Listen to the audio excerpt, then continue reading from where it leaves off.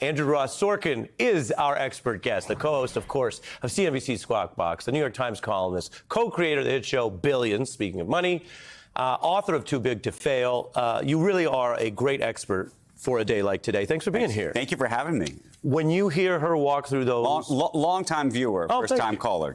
Just want to say. Right. Well, and what a night for you, Andrew, for us to get you. When you hear Harris walk through those plans, both, as I mentioned, speech and the interview, how much of what she's saying to you is economically doable?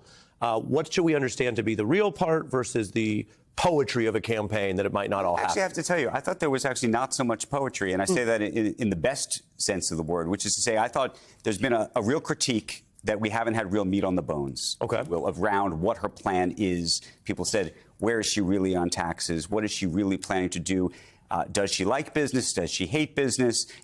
I thought this was the first speech where you really saw her lay out the way she thinks about business. And the truth is that the business community has been a little wary of her, not understanding where she's planning to go in all of this. Yeah. And I think that her commentary around saying, I'm a capitalist. She talks about free and fair markets. And that is like a beautiful tune to a certain set of people in the business world who I think were questioning where she really stood. And I think her command of the issues, both in the speech itself, but really actually in the conversation she was having with Stephanie, in terms of what it means to innovate, how much money she's going to ultimately spend to do it. She talks about a number of industries. They're going to spend about $100 million or $100 billion over 10 years to effectively incentivize certain industries. Now, there are going to be people who are going to critique that and say, we don't like industrial policy in this country. But at the same time, she's clearly making a mark in terms of what this is going to all be about. I also think there was a real statement around corporate taxes, which was important because Trump is at 21% right now, or we are at 21%. He wants to take corporate taxes down to 15%. I don't know if most people know this. When Trump was in office the first time, the corporate world wanted the tax rate for corporations to be 25%. They wanted it at 25%. And he took it down to 21%. And now he's saying he wants to take it down to 15%. Yeah, he's more Wall Street than Wall Street. He's more Wall Street than Wall Street. Yeah. So to hear her talk about this, and she wants to bring it up to 28%. But the point is that I think the business community, and that's big business, but it's also small business, I think can say 28% we can live with that. And not only can we live with it, it can work. The Harris campaign very deliberately is doing this in key states. Yes. You do a speech in PA, more people are going to hear about it in PA than Idaho. And they're hammering this message that she will bring prices down and bring middle-class taxes down. Right. Is that true to you economically? I think it is true insofar as, is she going to bring taxes down meaningfully? That's less clear. Okay. Are they going to go up from here? I don't think they're going up from here at all. Can she create jobs in these places? Absolutely. And in a way, if you think about it, what she's also planning to do is change the cost of things. So the biggest problem we have in this country is housing. The cost of housing is just too damn high, as they say. The rent is too damn high. Right? The rent is too damn high. And so what is she trying to do? She's actually trying to... Would synthetic derivative securities help or hurt that? No, we don't have time for that. But what she's trying to do, and she's pledged, is she is going to invest in housing. That's a big deal. Now, she's also going to be giving some money away to first-time buyers. That's going to help them. There is a little bit of a competition going on, in truth, between her and Trump at the moment of who can give away more money. Yeah. That is definitely happening. All right, so since you mentioned housing, I'm going to show more of her speech. As I mentioned, these are the two things the campaign's doing today. We're covering both of them. This is her speech on housing, and then while you're still here in a moment, I'm going to show even more from the Rule interview. But on housing, here she was. We will cut the red tape that stops homes from being built. I will work with Congress, workers and businesses, cities and states, community groups and local leaders to reform permitting, to cut red tape and get things moving faster. So I'll handle Congress, you handle the economics. Let's stipulate that all of this, of course, when anything federal is going to depend on who's going to control Congress, what they can pass. if they could actually pass her plans, that's the if I'm giving you, how much, again, of that is realistic? Because politically, people hear this, they go, oh, it's economic speech, and people care about the economy. But are you hearing realism or fantasy on the housing and the benefits? No, that's real. Yeah. No, it's 100% real. Look, if you can cut red tape, that's a real thing. By the way, that's a very Republican thing to say. And the truth is that if you can do some of these things, I mean, that's what's so interesting to me. Both of these candidates, in a way, are, I don't want to say they're merging, but they are, she's tacking more to the center. And frankly, he's trying to take pieces of her campaign away from her at the same time. But no, on the housing front, I think that's a absolutely real and meaningful change. And the question, of course, is how much it's really going to change things. I will say one thing. Yeah. It is true that if you give $25,000 to new home buyers, which is a great thing for those home buyers, it does also have an inflationary effect. Right, which is something the right has pointed out. Which is to say, it's going to cost more to buy a house. That does happen.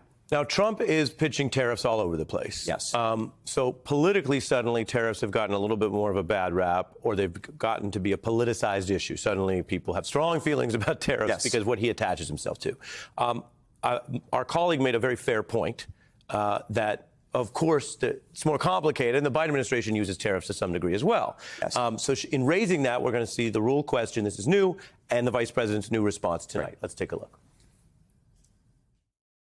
Tariffs aren't unique to President Trump. President Biden has tariffs in place. He's actually looking to potentially implement more.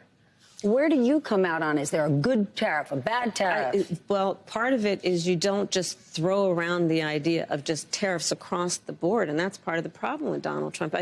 Frankly, I'm going to, and I say this in all sincerity, he's just not very serious about how he thinks about some of these issues. And one must be serious and have a plan, and a real plan that's not just about some talking point ending in an exclamation at a political rally, but actually putting the thought into what will be the return on the investment and what will be the economic impact on everyday people. Look, tariffs across the board should be labeled taxes. That's what they are. It just means that everything is going to cost more.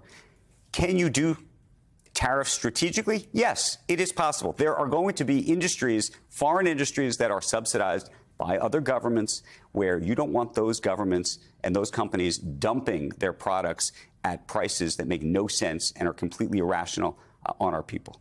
Having said that, the across-the-board tariff effectively means, and she's right about this, it's not strategic, which is to say there are industries, unfortunately, where we don't manufacture in this country, and we're unlikely to ever manufacture. And so, therefore, everything becomes so much more expensive there. So, yes, you can do it tactically. Now, he may say, look, this is all a big negotiating ploy, right? He thinks of himself as one of the great negotiators. Yeah. And maybe it'll turn out to be that. But I think up until we actually see the proof of that, this is a massive tax across the country that's going to cost every American household something on the order of $300 a year, easily. What do your Wall Street sources say? My Wall Street sources say that they are pleased with this speech.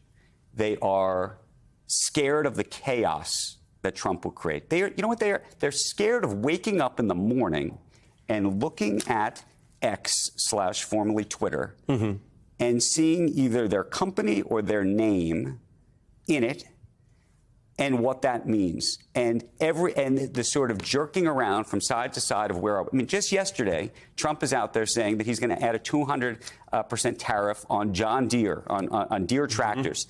Think about that for a second. And by the way, how strategic is that? What about all the farmers in America that buy the tractors? That's a massive tax on them. That's what it is. It almost raises the question, does he care about the farmers and coal miners?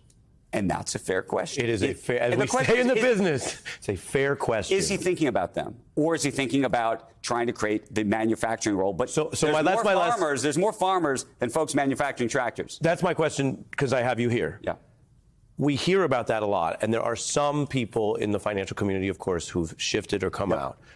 But most, the shank of the day-to-day Wall Street community seems to be willing to put up with another 4 years of Trump. Is it different in private? Are there other misgivings? I mean, you have to admit, most of these folks, you think that's overstated? I think there's a psychological thing that happened.